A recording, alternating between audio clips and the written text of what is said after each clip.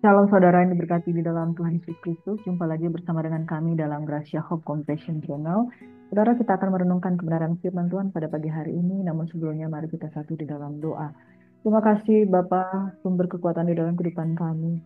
Banyak hal yang terjadi di dalam dunia ini, fenomena-fenomena alam, fenomena-fenomena kejadian yang terjadi di luar batas kemampuan kami berpikir, di luar batas kemampuan kami merancangkan karena Tuhan yang berdaulat atas dunia ini. Kami berdoa Bapa di surga, kuatkan dan teguhkan hati kami supaya kami tetap tidak meninggalkan iman percaya kami karena kami tahu ketika kami mengandalkan Engkau maka tidak ada satupun yang tidak dapat kami lakukan oleh karena Engkau Tuhan di pihak kami, siapakah yang menjadi lawan kami.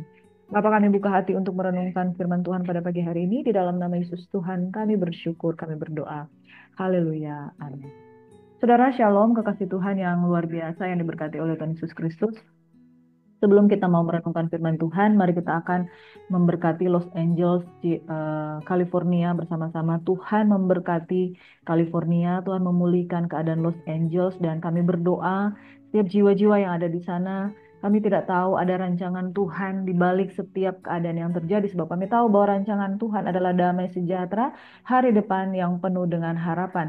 Diberkatilah setiap orang yang berseru kepada nama Tuhan. Diberkatilah orang yang mengandalkan Tuhan. Kami tidak dapat bersandar kepada kuda-kuda, kami tidak dapat bersandar kepada harta kekayaan, kami tidak dapat bersandar kepada betapa terkenalnya nama kami, tapi kami hanya bersandar kepada satu nama yang memberikan kemenangan, yaitu Yesus Kristus Tuhan.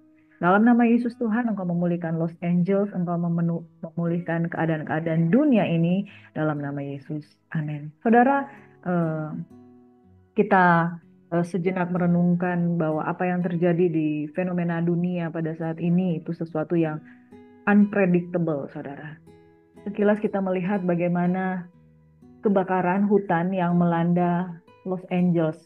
Bekas bangunan Hollywood Playhouse ludes terbakar dan area yang ada di sana ada ribuan hektar, saudara, dengan mungkin dikalkulasikan kerugian mencapai 900 hingga 1000 triliun. Dan mansion-mansion kondominium yang ada di daerah Los Angeles itu banyak yang hangus terbakar. Para selebritas yang ada di Los Angeles banyak rumah-rumahnya yang di atas miliaran rupiah, bahkan sampai puluhan, bahkan ada yang ratusan miliar rupiah itu hangus terbakar. Tetapi bersyukur kepada Tuhan bahwa tidak banyak korban jiwa yang ada dan lebih banyak korban yang selamat. Dan tapi mereka ada yang ketika menyelamatkan diri mereka harus meninggalkan kendaraan mewah mereka di jalan, bahkan rumah mereka harus mereka tinggalkan sampai seperti yang kita lihat di tayangan berikut ini bahwa hangus terbakar dan seluruh eh, kota itu mengalami yang namanya satu goncangan yang luar biasa. Nah, saudara, apa yang terjadi? Ini fenomena apa yang terjadi? Ya, fenomena alam.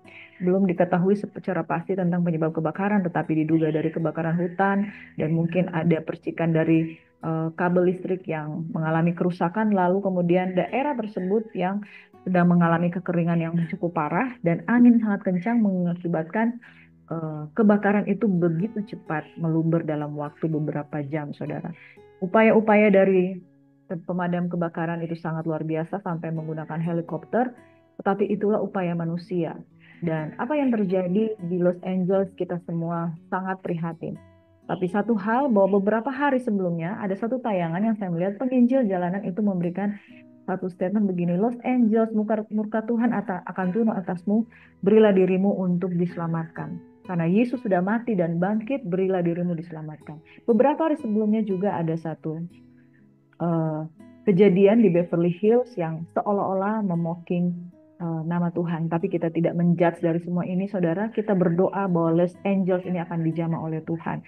Saya mau katakan bahwa hari-hari ini kita tidak bisa memprediksi. Ini merupakan kejadian yang sekilas terlihat oleh karena campur tangan alam. Tapi kita tahu bahwa dunia sedang menuju pada kesudahannya. Suatu saat nanti kita harus melepaskan segala sesuatu dan kita akan bersandar kepada keselamatan yang dari siapa?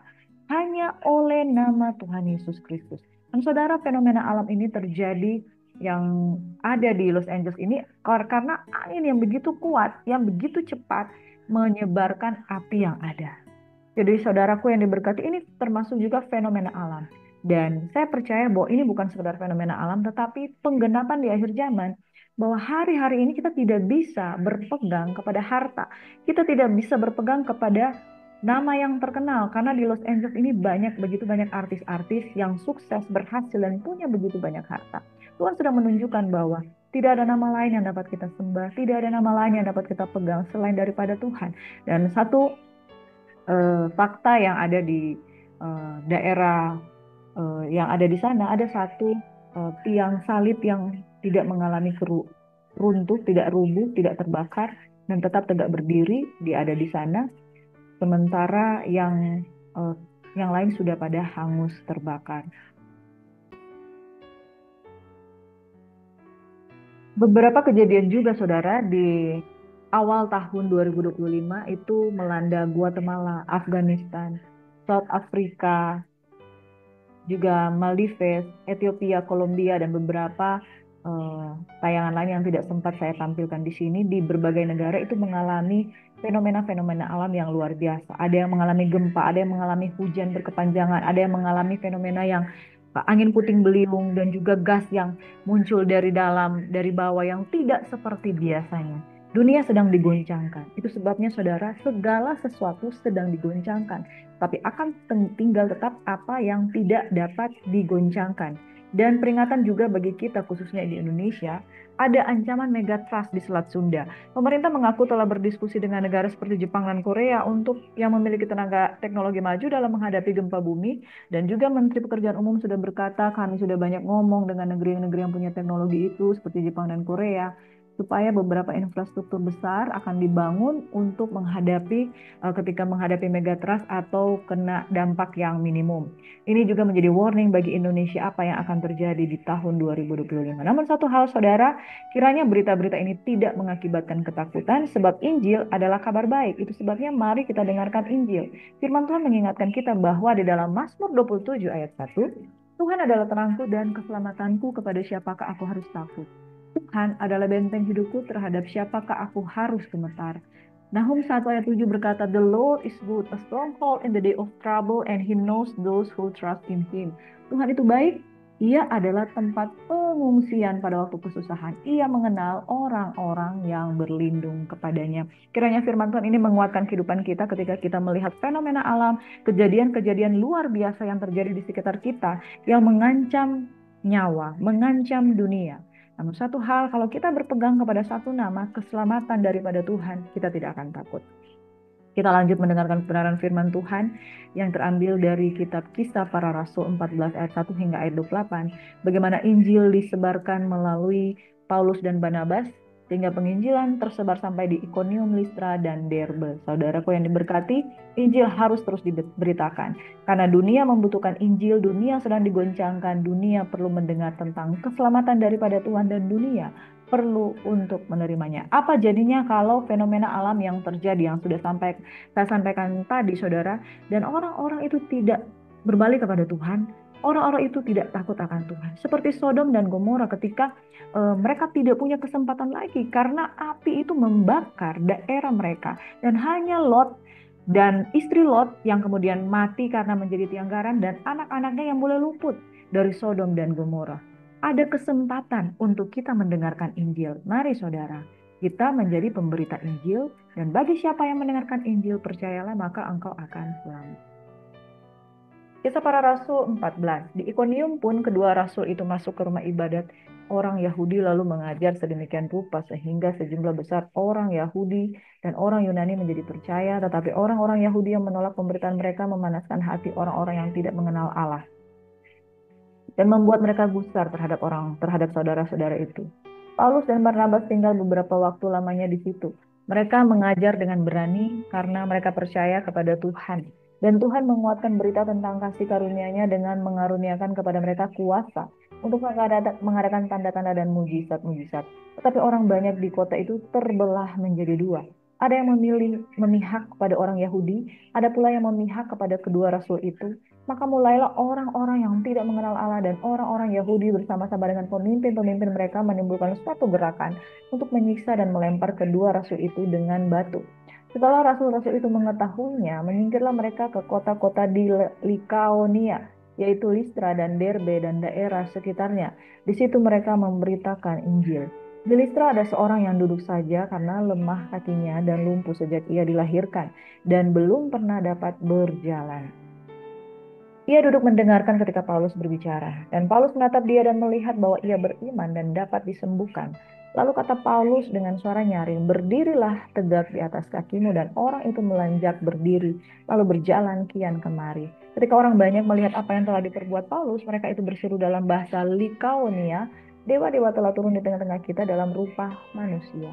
Barnabas mereka sebut Zeus, dan Paulus mereka sebut Hermes, karena ia yang berbicara. Maka datanglah imam dewa Zeus yang kuilnya terletak di luar kota membawa lembu-lembu jantan dan karangan-karangan bunga di depan pintu gerbang kota untuk mempersembahkan korban bersama-sama dengan orang banyak kepada rasul-rasul itu. Saudara, sampai di sini kita melihat, bayangkan seseorang yang lumpuh sejak dilahirkan itu dapat berjalan. Paulus menatap dia dan melihat bahwa ia beriman dan ia dapat disembuhkan. Saudara, kalau hari ini ketika engkau mendengarkan firman Tuhan, ketika kita punya iman, kita punya satu keyakinan untuk dapat disembuhkan, kita percaya kepada Tuhan, maka kiranya engkau menjadi sembuh. Bapak Ibu Saudaraku yang diberkati oleh Tuhan Yesus Kristus, dengarkanlah firman, percayalah, miliki iman, maka engkau akan sembuh. Orang-orang yang di sekitar itu kemudian mulai memuja Paulus dan Barnabas, menyebut mereka adalah Zeus dan Hermes. Mereka mempersembahkan persembahan itu dan itu ditolak oleh Rasul Paulus dan Barnabas. Mendengar itu, Barnabas dan Paulus mengoyakkan pakaian mereka, lalu terjun ke tengah-tengah banyak orang itu sambil berseru, "Hai, kamu sekalian, mengapa kamu berbuat demikian? Kami ini adalah manusia biasa, sama seperti kamu. Kami ada di sini untuk memberitakan Injil kepada kamu, supaya kamu meninggalkan perbuatan sia-sia ini dan berbalik kepada Allah yang hidup, yang telah menjadikan langit dan bumi, laut, dan segala isinya.